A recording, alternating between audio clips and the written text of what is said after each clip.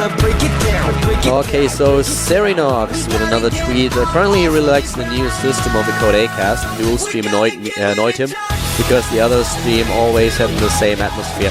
I completely agree with you there. The problem was that the second stream was always done at the office of GOM and not at studio. So that was a really huge problem. For us as casters it was relatively annoying because we had to travel there for about an hour, so we lost 2 hours a day just driving, which was a little bit stupid. And well, not really stupid, it was just the way it was, but the setup that we had at the office is inferior to the one that we have in the studio. So right now we can just stay at the studio and can make sure that we get a better production, especially in regards to the sound quality. I think that's something that you guys probably already realized, that the sound quality for the stream is a lot better than that we had with the second stream last time. Free Win Castle asking me if I am still sick. Not really. I took the last few medicine thingies that I had today, and I think my voice is probably not back 100%, but I actually plan on going to the gym again tomorrow, so I'm feeling a lot better right now. I still have a little bit of a cough, couldn't probably hear it earlier, but it's not too bad. I'm actually feeling pretty fine now.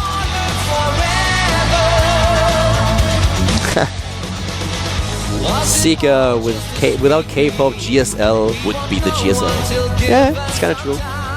The next map is ready, guys, and we are having a dual side with Bumblebee against Hard. Both of them are ready, so I'll use the chance to get a sip of my drink here. But yeah, for you, we have the next best of 3 starting. Bumblebee against Hard, Zerg against Terran coming up here at the GSL Code A with Kaldor.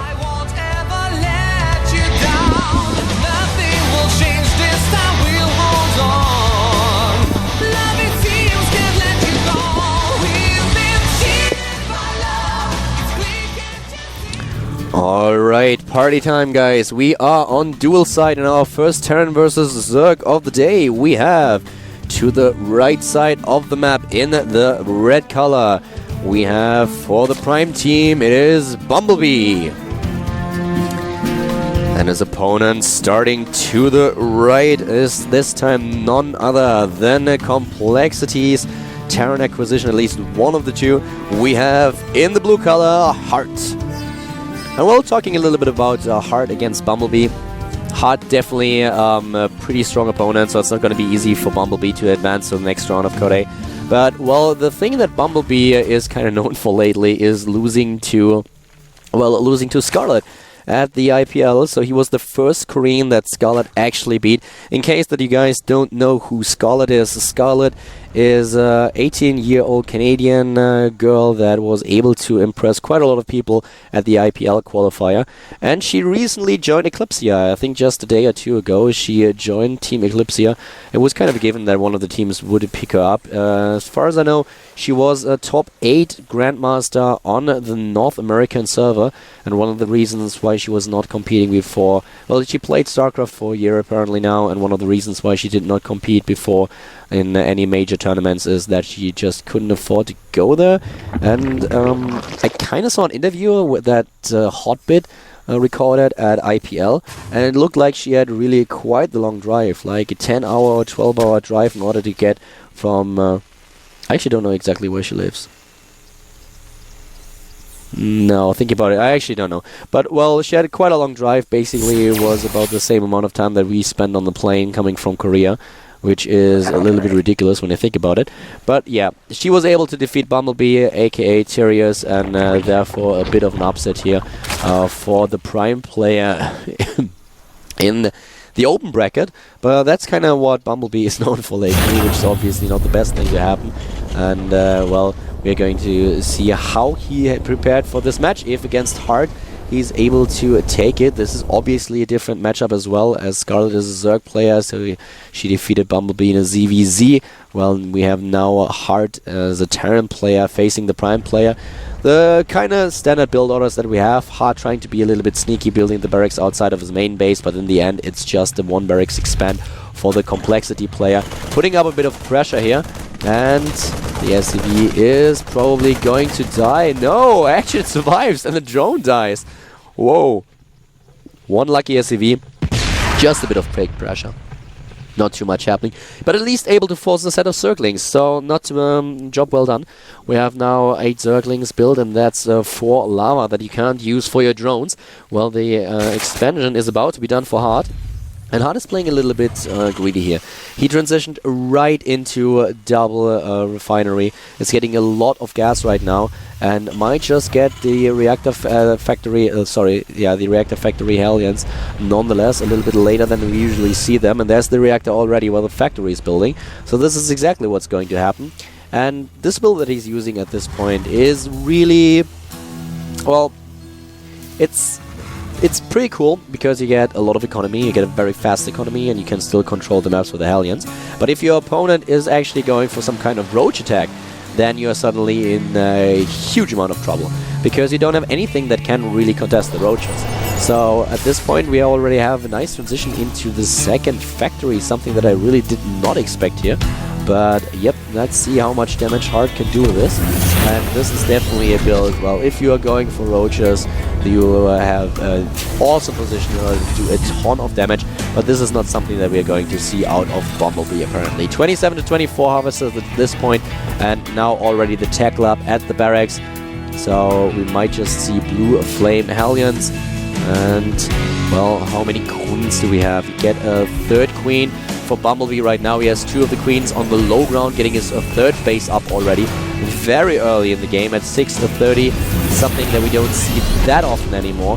Most Zerg players try to stick to 2 bases a little bit longer in order to get all these units to. And there's the blue flame upgrade for Hard, in order to secure them accordingly. At least against Talon, that is. Against Protoss, obviously, early third is not out of the ordinary.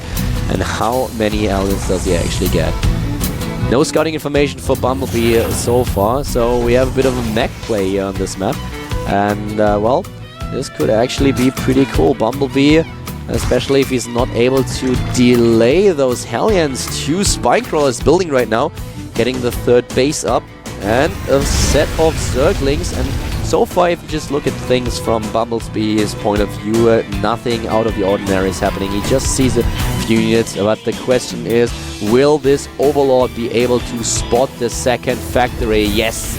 He sees the double factory. Nice. Bumblebee with all the scouting information that he needs.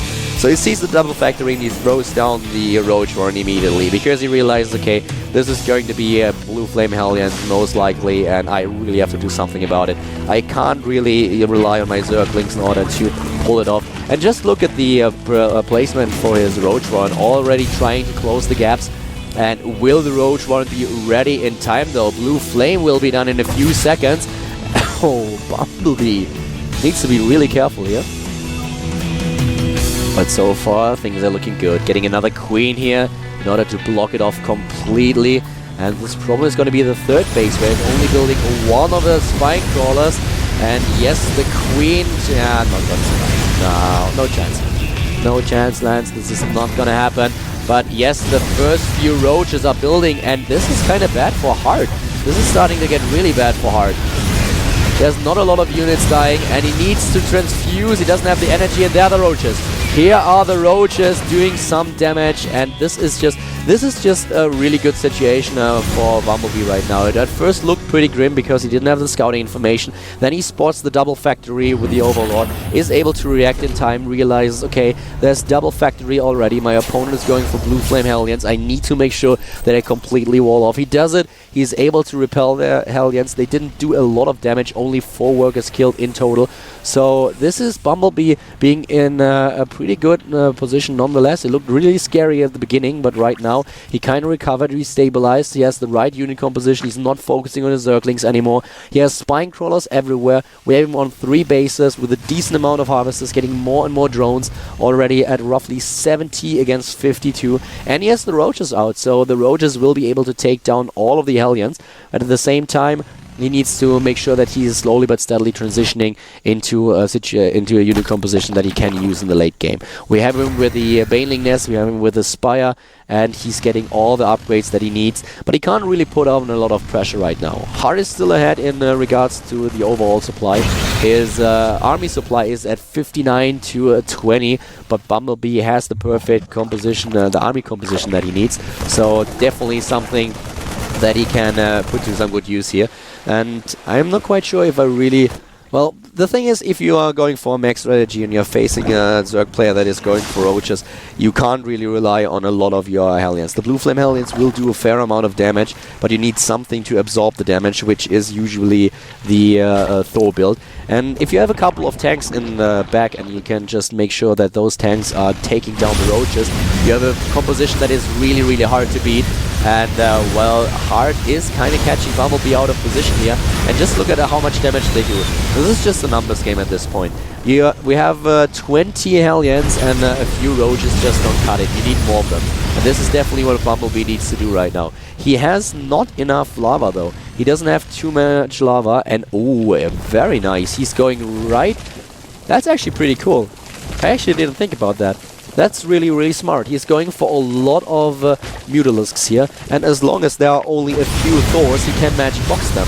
And then everything else is just completely, he will be completely able to take it down. So with 1 or 2 Thors, he should not be able to stand a chance. With nice magic boxing, he should be able to take this down. And here come the Mutalisks, and they are sniping the Marines, sniping the anti-air right away. The Thors are not present just yet, and he's focusing on the SCVs right now. He could kill a few tanks, needs to make sure that he's taking them down, and yes, the Thor trying to do some damage here, and he needs to magic box them. He can't do it. If he is magic boxing the Thors right now, there are only 2 of them, then he should be able to take down the rest of the army as well. But he needs, well, he's waiting for a few more of them. And here we go. Going for the magic box right away, but the Marines, there are too many Marines right now. And guys, the one thing that you can't, well, we'll talk about this later, as now the army of Hard is moving in. He really needs those Mutalisks now. He really needs to take down the anti-air of his opponent. If he is not attacking now, if a third one is joining, and now there are already the SCVs able to repair. That's the one thing that he are going for him, and this game is basically already over now. He can't win this anymore. The Mutalisks, he should have attacked with them right away. After the SCVs were gone, there was nothing to repair the Thors. He wouldn't have automatically won because there were still a few Marines, and it's not really easy to win with this, but now he just can't rely on Mutalisks anymore. The Mutalisks were a little bit of a surprise move, and if you can pull it off, then you win the game, but if you are suddenly faced with too many Thors, the SCVs to repair, and even a few Marines, then you can't take it anymore. So, losing the game, Bumblebee just not able to put up with the mech army of his opponent. 1-0 for Hard. 1-0 for Hard at this point. This would have been pretty cool if he would have been able to take down the Thors. Then suddenly you would have seen Hard with the army that was ground-based that he could not really use in order to take down the Mutalisks. This could have evolved into a really, really interesting match. But Bumblebee taking a bit of a gamble here, and Hard just, well, he had the Marines. The Marines were the one key thing and the reason why Bumblebee retreated. The 2 Thors were not the problem, but with the Marines in the picture, suddenly it was pretty hard for him. Oh, pretty cool. Actually, I got a tweet by Moonblade as well, who was apparently watching. Shout out to all the Aussie viewers. Get them to play some Hilltop. Well, I don't think that they just can't play Hilltop Hoods. They need kind of a license for that. But yeah, I'll definitely make sure that... yeah, the new album is actually pretty amazing. Hilltop Hoods for the win. And yeah, shout out to Moonblade as well. Probably feeling the Zerg pain here. And game number 2 will take place on none other map than Cloud Kingdom.